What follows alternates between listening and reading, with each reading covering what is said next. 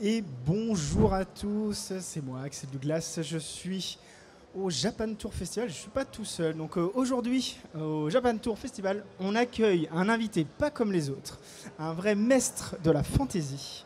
Il est youtubeur et historien dans l'âme. Voici Thibaut, donc alias Maître Thibaut, grand explorateur des royaumes de Westeros, mais pas que. Bienvenue sur notre plateau, Maître Thibaut. Ah, faut que tu l'aies.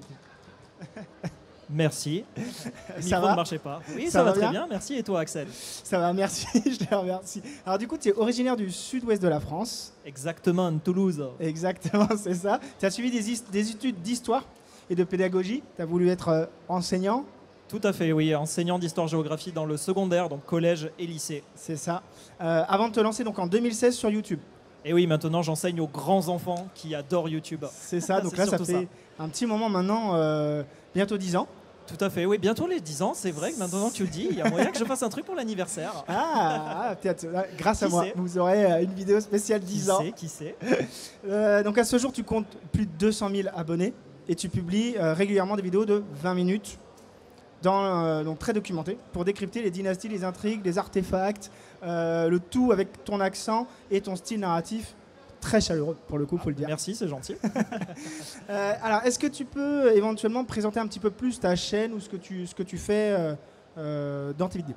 Oui, bien sûr. Alors du coup, enchanté et merci beaucoup à tous d'être ici. Donc, Maître Thibaut, fan de l'univers Game of Thrones, Seigneur des Anneaux, The Witcher, depuis pas très longtemps aussi Dune. À la base, j'avais une chaîne spécialisée pour tout ce qui était Game of Thrones. Et je me suis ouvert un petit peu à d'autres mondes parce que effectivement Westeros c'est sympa, mais les autres univers c'est encore mieux. Et des fois la porte aussi peut être ouverte sur d'autres choses. Et c'est ça que j'aime beaucoup avec YouTube, c'est qu'on peut interagir ensemble, on peut discuter, on peut échanger. Je suis aussi quelqu'un qui aime beaucoup discuter sur l'espace commentaire avec les gens, qui aime bien répondre, qui aime bien débattre. C'est mon côté un peu social et discuter avec les gens, et le côté enseignant aussi où j'aime beaucoup amener de la discussion et des idées. C'est bien de proposer quelque chose sur YouTube, mais c'est bien aussi d'amener des idées, du débat et un peu de consistance à tout ça. Et du coup, comment t'es tombé dans l'univers de Westeros, justement? Qu'est-ce qui t'a fait plonger? Les bouquins, la série?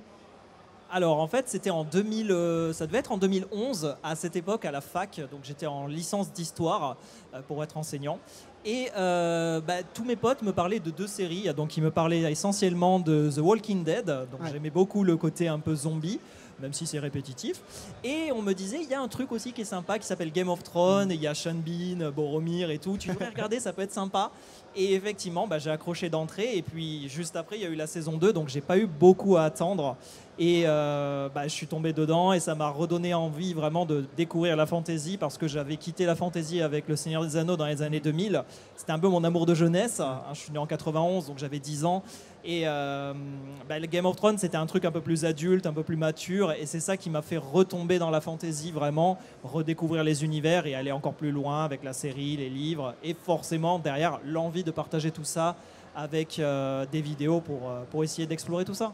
Oui, mais surtout dans tes vidéos, en plus, tu abordes vraiment... moi, j'aime bien, c'est avec tes petites cartes, puis avec les petits bonhommes qui bougent, tu vois, je suis très visuel. C'est une déformation professionnelle, c'est pour ça que j'ai appelé ma rubrique Histoire et Géographie, parce que je suis à la base un enseignant d'Histoire Géo, et j'aime beaucoup me montrer avec les cartes pour visualiser la chose et voir où on est.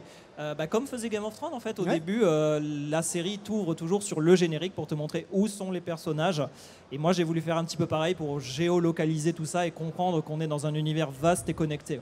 Alors du coup, on va revenir sur ton métier de prof d'histoire. Qu'est-ce qui s'est passé?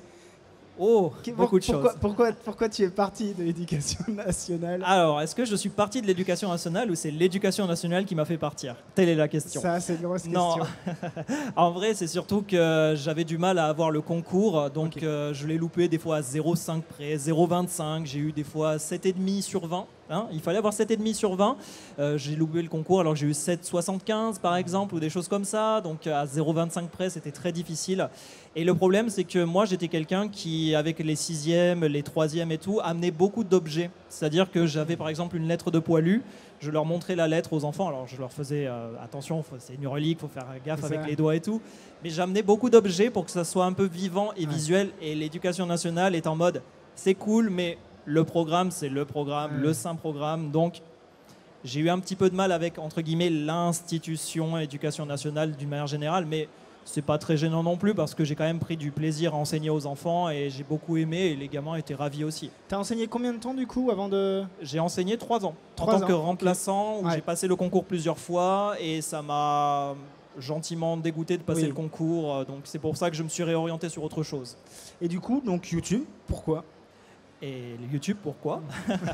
Ben, c'est un peu la continuité logique dans le sens où, si tu veux, ben, comme j'avais un peu de mal à enseigner dans le sens où c'était compliqué au niveau du concours, ben, je me suis dit, vas-y, je vais raconter des histoires sur YouTube. Et puis là, j'ai vraiment lancé YouTube au moment où c'était la saison 6 de Game of Thrones, donc vraiment un hype de fou, Ouais. vraiment ça terminait en apothéose, ça explosait dans tous les sens.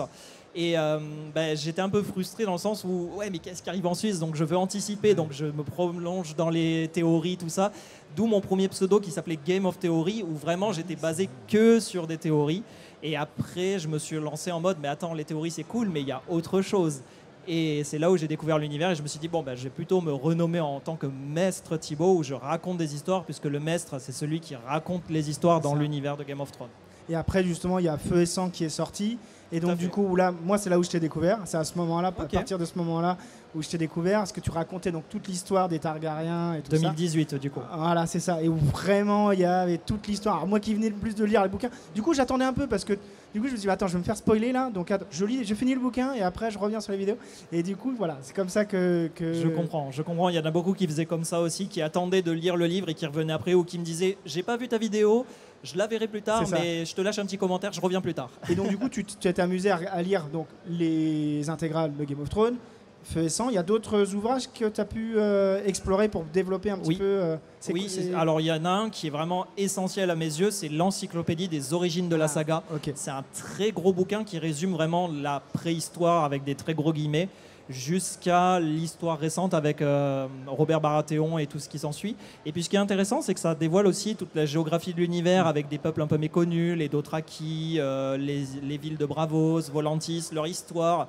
Et c'est ça dont je m'appuie pour faire des vidéos. D'ailleurs, depuis ce début d'année, je suis revenu dans les vidéos histoire où je propose des versions longues.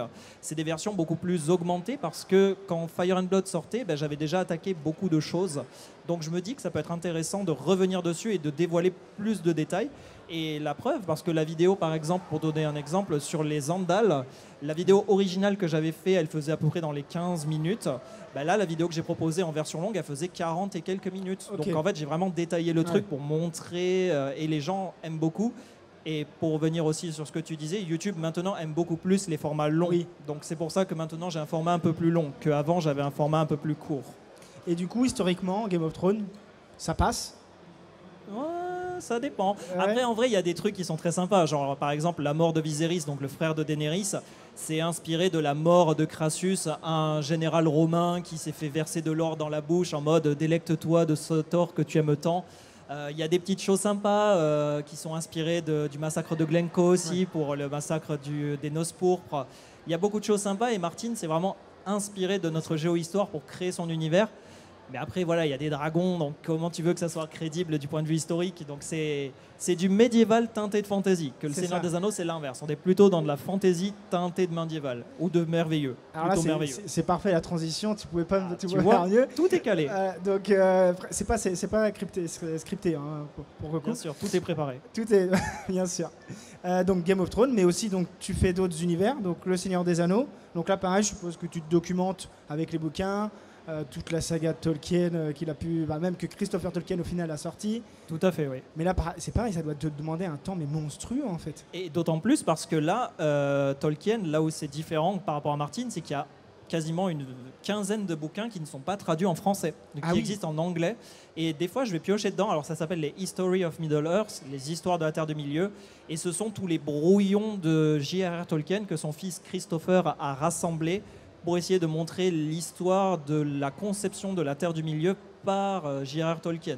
Ce sont des ouvrages très difficiles à lire dans le sens où tu peux pas lire ça en mode premier degré, je vais me détendre. Non, moi je le consulte plutôt comme une encyclopédie. Ouais.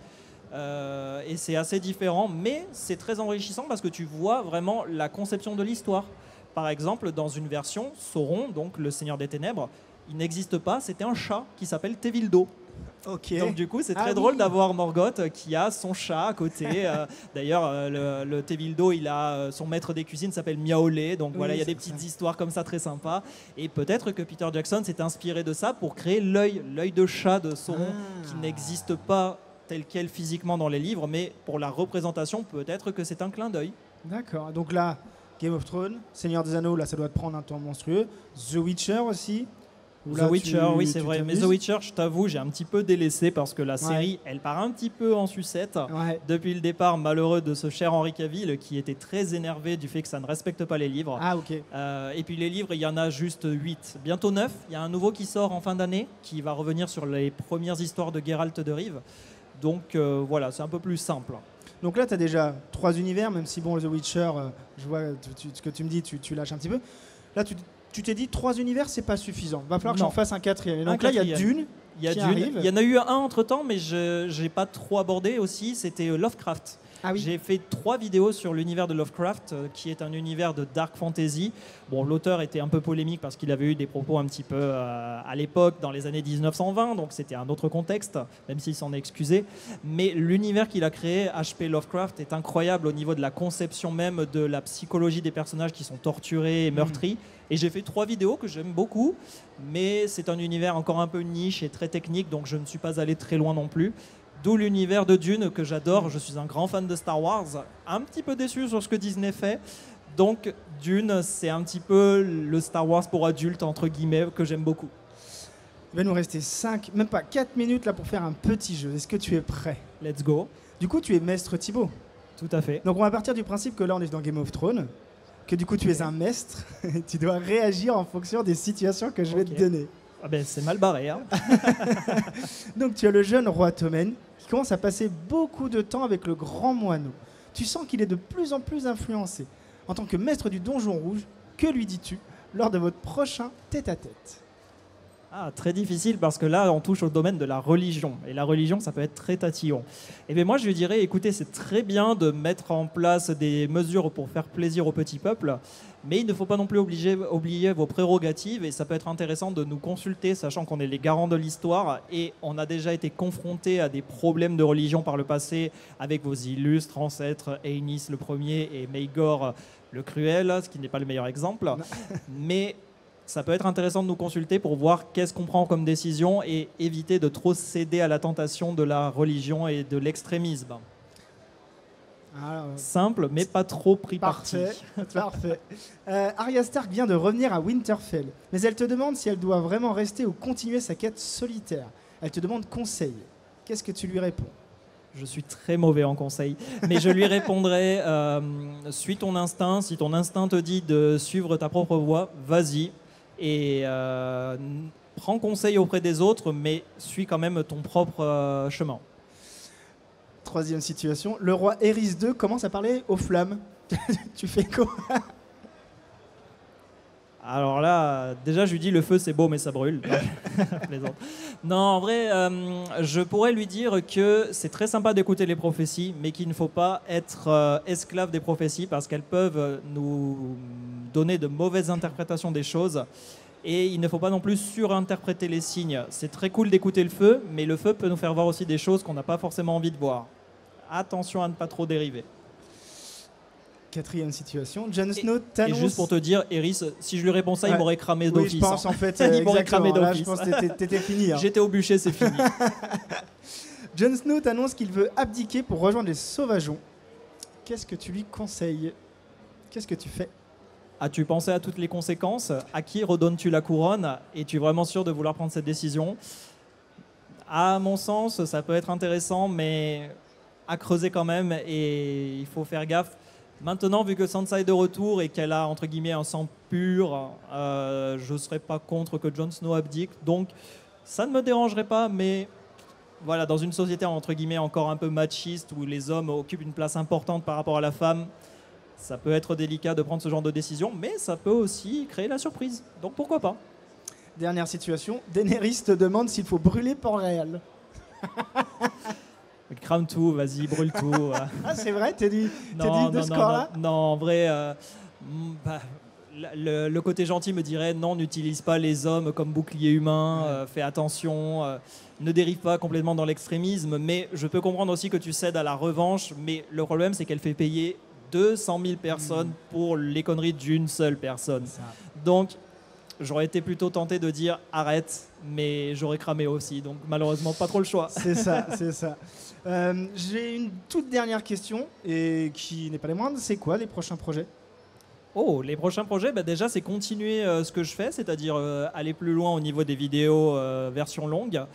Pourquoi pas aussi essayer de développer un autre univers qui m'intéresse. Je n'en dis pas plus parce que c'est un univers qui est très populaire, qui risque de venir aussi avec un certain Henry Cavill dans un univers de fantasy, dark fantasy, un peu de science-fiction chez Prime Video. J'en dis pas plus, je pense que certains et certaines ont compris de quel univers je veux parler.